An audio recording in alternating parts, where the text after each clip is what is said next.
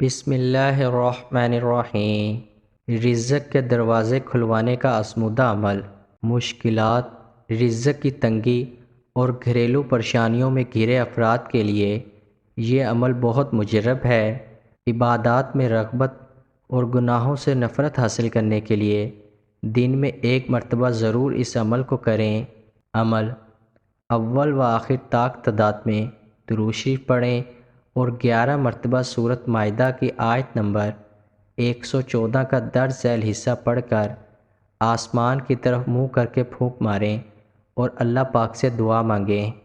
آیت یہ ہے: ربنا انزل علینا مائدۃ من السماء تکون لنا عیدا لاولنا وآخرنا وآیۃ منک وارزقنا وانت خیر الرازقین۔